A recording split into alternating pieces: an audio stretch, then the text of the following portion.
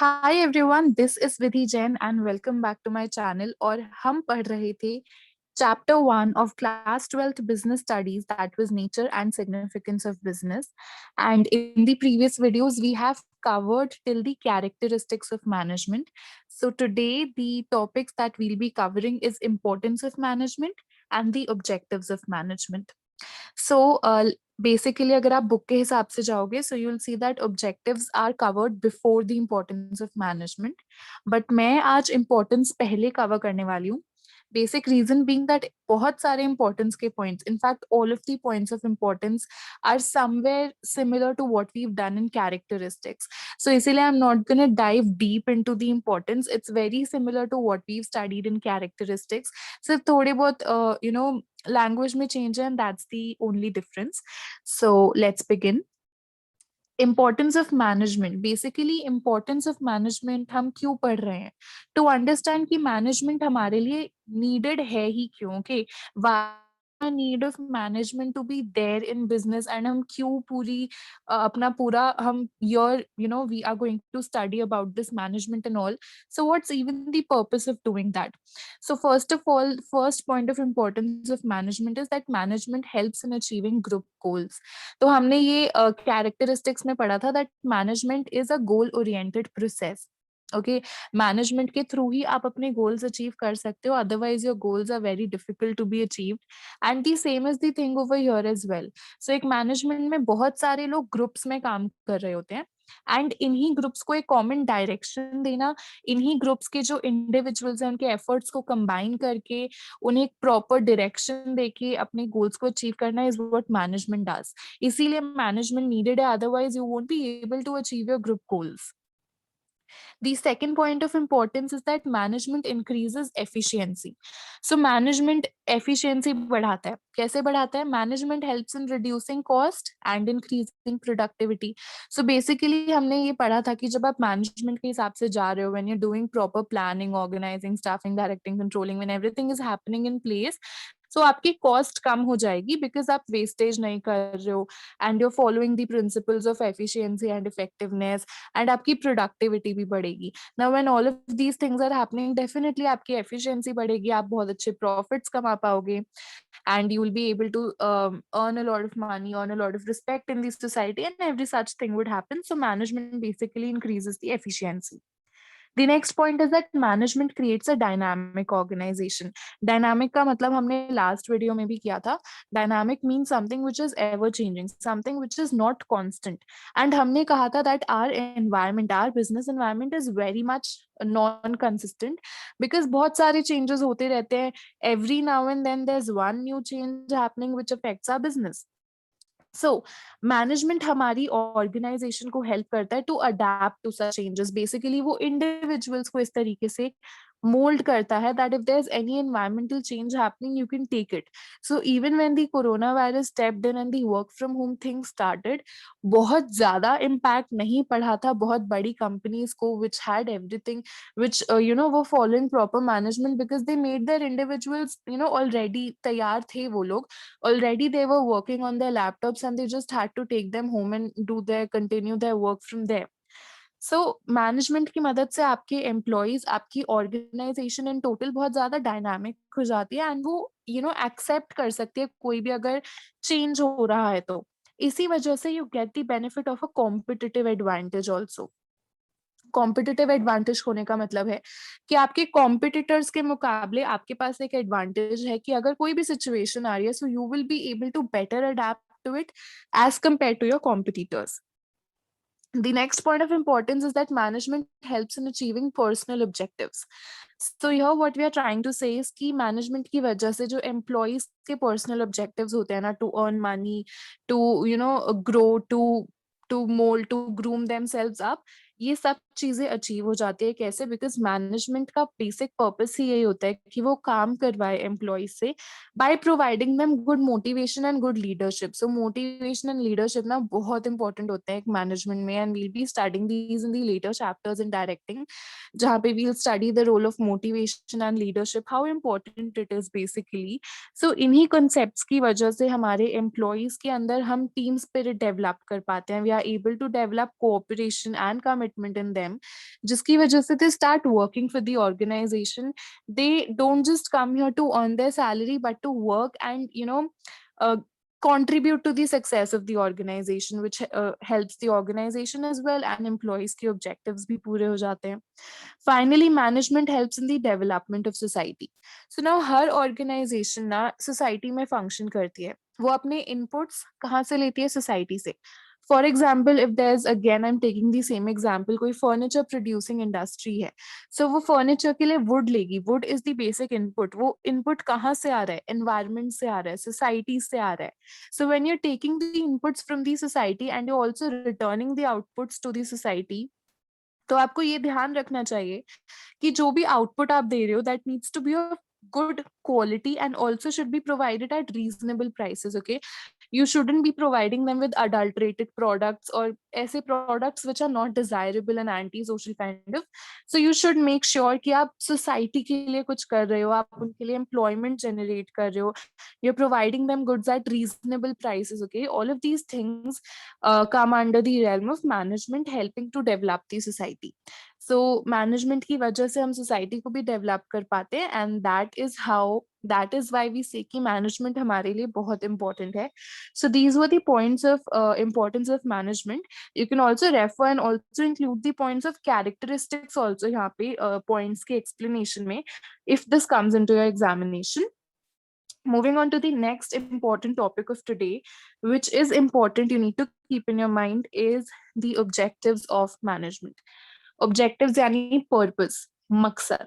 अभी तक हमने देखा मैनेजमेंट क्या है, क्यों जरूरी है, but now what we are gonna see is the objectives of management. की मैनेजमेंट का मकसद क्या होता है, क्यों, क्या पर्पस होता है एक मैनेजमेंट का जब वो एक ऑर्गेनाइजेशन में काम करती है.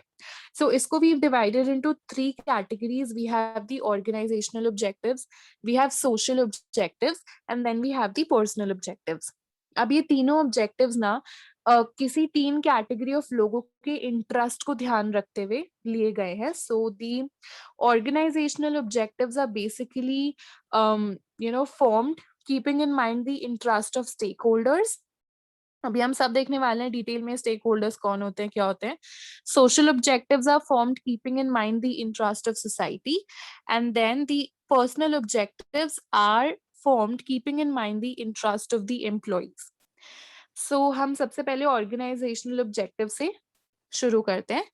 So these are the objectives which are pursued by considering the interest of stakeholders, which are owners, consumers, workers, government, community. So basically हम यहाँ पे ये कह रहे हैं that management is catering to 3 different categories. तो सबसे पहले हम स्टेक होल्डर्स की कैटेगरी को ले रहे हैं कि मैनेजमेंट का मकसद है कि वो स्टेक होल्डर्स के इंटरेस्ट को प्रोटेक्ट करे.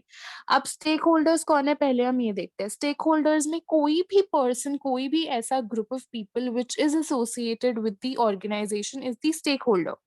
सो एक ऑर्गेनाइजेशन से कितने लोग कनेक्टेड होते हैं, ओनर्स हो गए, उसके इन्वेस्टर्स हो गए, कंज्यूमर्स हो गए, and the employees who are working there, government हो गई बिकॉज गवर्नमेंट को टैक्सेस लेने होते हैं, and society in general because every impact comes on the society as well. हर ऑर्गेनाइजेशन का इम्पैक्ट सोसाइटी पे आता ही आता है. So these are the stakeholders, and what we are trying to say in the organizational objective कि management का ये purpose है कि वो इन stakeholders के interest को protect करे. तो इसके लिए हमें ये देखना है कि स्टेक होल्डर्स का इंटरेस्ट है क्या, स्टेक होल्डर्स चाहते क्या है एक ऑर्गेनाइजेशन से. स्टेक होल्डर्स एक ऑर्गेनाइजेशन से 3 चीजें चाहते हैं, उसका survival, profit and growth. Survival, basically survival का मतलब होता है कि आप इतना revenue at least you are able to earn so that you can cover your cost. Profit नहीं भी आ रहा है तो भी कोई नहीं, बट आप इतनी रेवेन्यू तो एटलीस्ट अर्न कर रहे हो कि आप अपनी कॉस्ट पूरी कर सको, आप अपने एम्प्लॉयज को पे ऑफ कर सको, आप अपने रॉ मटेरियल्स को परचेज कर सको. इतना रेवेन्यू तो आप एटलीस्ट अर्न करो. एंड ये क्यों इंपॉर्टेंट है कि ऑर्गेनाइजेशन सर्वाइव करे. देखो अगर कोई कंपनी सर्वाइव ही नहीं करेगी then what is the point of investing into it, या what is the point of running it. इसीलिए हर स्टेक होल्डर सबसे पहले ये चाहता है कि ऑर्गेनाइजेशन सर्वाइव करे मार्केट में, and for that it's important कि वो इतना रेवेन्यू एटलीस्ट अर्न करे कि कॉस्ट तो कवर हो ही जाए. The next interest of the stakeholders is the profit. अब सर्वाइव कर रहे हो बट थोड़ा बहुत प्रॉफिट अर्न करना इज ऑल्सो एसेंशियल, है ना, बिकॉज वी नो कि अभी whatever profit you will be earning is the base for your future investments, your future purchases and everything. So profit earn करना is very important. Profit क्या होता है? Basically profit is the excess of income over your expenses. आप जितने खर्चे कर रहे हो उसके above whatever income you have, that is your profit. Basically revenue minus expenses is your profit. तो एक बिजनेस को रीजनेबल अमाउंट ऑफ प्रॉफिट भी अर्न करने चाहिए, so that if there is any risk coming, कोई future में investment आपको करनी है सिक्योरिटी के लिए या कुछ भी चीज के लिए, so you have that much amount in your hand. And finally, a stakeholder also wants that the company should grow. Okay, so growth का एक ऑर्गेनाइजेशन में क्या कॉन्टेक्स्ट होता है? ग्रोथ कैसे इंडिकेट होगी? जब आपके नंबर ऑफ एम्प्लॉइज बढ़ रहे हैं, when your sales are increasing, when there is an increase in your production, when there is increase in the capital demand, sales, any of these things, basically इन सभी चीजों से it indicates that your company is growing. तो stakeholders यही चाहते हैं that an organization should first survive, then it should earn some profit and then it should also grow.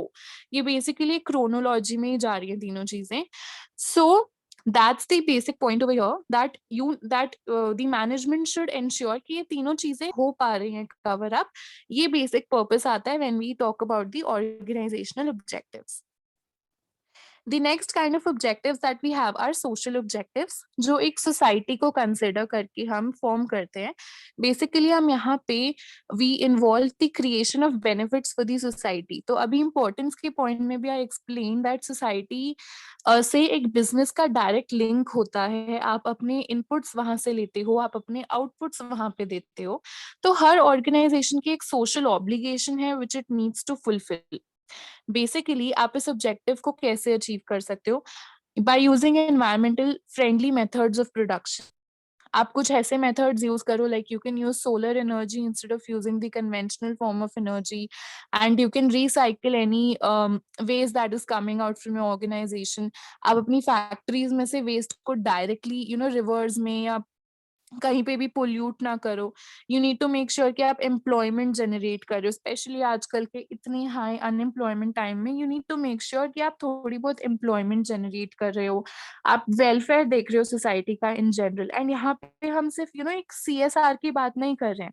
C corporate social responsibility तो आपको करनी ही करनी है. Okay, you need to invest certain amount of your profit, but on a general basis भी ना, like बिल्कुल daily basis पे भी यू नीड टू इंश्योर कि जो भी आप काम कर रहे हो it should be in the welfare of the society bye using environmental friendly methods, bye providing them good quality of products. Okay, ऐसा नहीं है कि आप उन्हें अडल्ट्रेटेड या फिर हार्मफुल प्रोडक्ट्स दे रहे हो जिससे कि उनकी लाइफ को खतरा हो सकता है.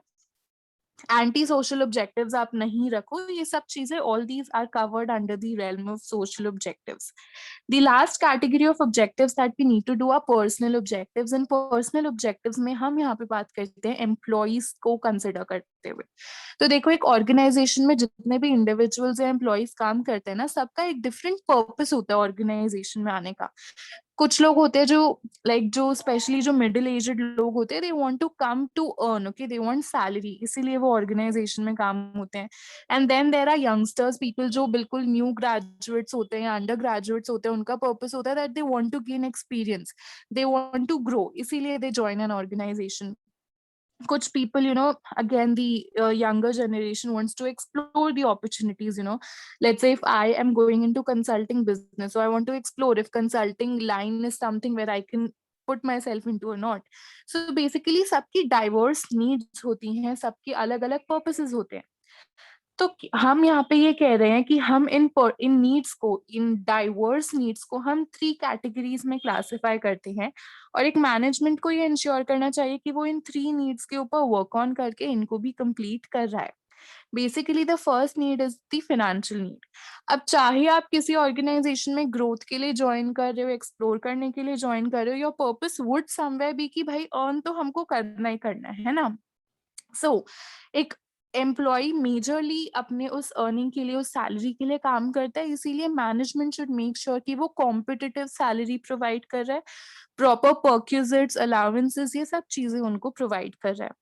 The next basic need that we can talk about an employee is their social need. And here, when we talk about social needs, so what we are saying is that human beings are, social beings. They cannot survive in isolation. All of us are social beings. हम लोग isolation में survive नहीं कर सकते हैं. So हम सबकी basic need है, हम सबकी desire है that we need to get recognition by our peers and superiors. हर एम्प्लॉय यही चाहता है कि उसको रिकग्निशन मिले. He is not ignored but is given recognition by his peers, by his superiors and subordinates. So the management should make sure कि ऐसा भी environment है created organization में कि कोई भी एक ऐसा employee नहीं है जिसको बिल्कुल outsider वाली feeling आए. And the last final need that we've categorized is the need for personal growth and development. तो अगर कोई एम्प्लॉय सैलरी के लिए भी आके काम कर रहा है ना, that person would still want कि वो ग्रो करे, उसके पर्सनल बिहेवियर में, उसकी एजुकेशन में, उसके स्किल सेट में कुछ इम्प्रूवमेंट हो. And to make that sure, organisation को ये ध्यान रखना चाहिए कि वो टाइम टू टाइम कुछ ना कुछ प्रमोशन के लिए चांसेस प्रोवाइड कर रहा है, इंसेंटिव्स प्रोवाइड कर रहा है. And then it's also giving them trainings and workshops and webinars and seminars. ये सब चीजें उनको दे रहा है जिससे कि the employees can learn, grow themselves up. Basically ये सब ह्यूमन रिसोर्स, एम्प्लॉय एंगेजमेंट, इन सबकी कैटेगरी में भी आता है, बट मैनेजमेंट का ये बेसिक पर्पस होना चाहिए. So all these three were the three objectives of management: organisational, social and personal objectives, जहाँ पे हमने 3 डिफरेंट कैटेगरीज को केटर किया. And so this is it that we have done in today's video.